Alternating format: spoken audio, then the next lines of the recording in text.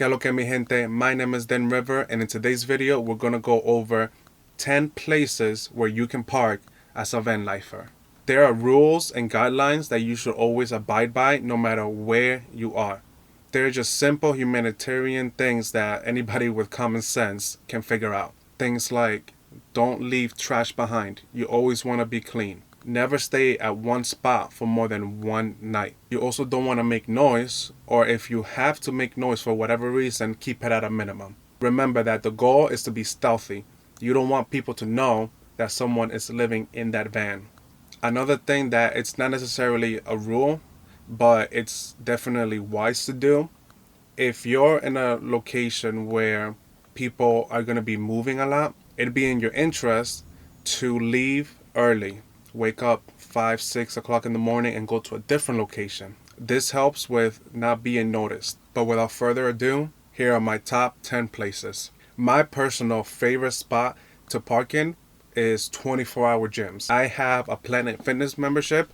This allows me to travel around the country, and I know that no matter where I am, I'm going to be fairly close to a Planet Fitness. I usually just take a corner where there's not a lot of traffic. In my personal Planet Fitness, there is a Planet Fitness truck at that corner, and there just so happens to be an open spot next to him on the opposite direction of the gym. I've never seen that truck move. So I think they barely use that vehicle. It's beneficial for me because when you drive into the parking lot, that truck is all the way in the back. So even if you do look that direction, you won't see my van. That truck is blocking my view. So that's a prime spot personally for me. Another benefit is that it's easier for me to go to the gym, do my workout, and I get a shower in. Another spot that I really enjoy are casinos. And unless you are parking there every single night, it's really hard for you to be noticed. Side note, this is completely off topic, but I've been to the casino once in my life. Only because I wanted to know what it felt like. So I took $200 and I lost it within the first 5 minutes. Lesson learned. Another prime spot are hotels. Especially if there are multiple hotels next to each other. You can get away with parking at one for one night and the other hotel for the other night. I will say that some hotels do check to verify that the vehicles correspond to one of their clients, but that's rare. Did get scared once because I pulled up to a hotel and I saw a towing truck. If that was intentional by a client, if a car broke down, or that was just part of the hotel getting rid of some vehicles. I was lucky enough to have a hotel across the street. So not to risk it, I just went to that other hotel. The great thing about hotels is that in the middle of the night, if you have to use the bathroom or need to freshen up, you can always just walk inside and use their public bathroom. Now, if you're on the go, a great place to stop are rest stops. Not every highway has them, but if you're driving through a big, busy highway, more likely than not, they're going to have rest stops. And by rest stops, I mean like an actual building where you can go get food, use the bathroom, where people usually stop to take a break.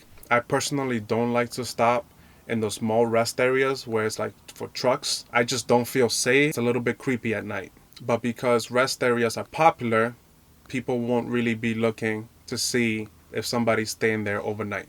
Now, this is one that I personally haven't done, but in a big city, I can see how it's useful. Just finding a non-busy small street to park in. But if you do this, make sure that you wake up early enough to leave. But if you park in front of a house, get there late, and make sure that before they wake up, you leave. A good rule of thumb is anywhere around 12-ish at night, and you should wake up around 5 in the morning. Now, if that wasn't enough sleep for you, you can always go to a different location. The key is to not be noticeable.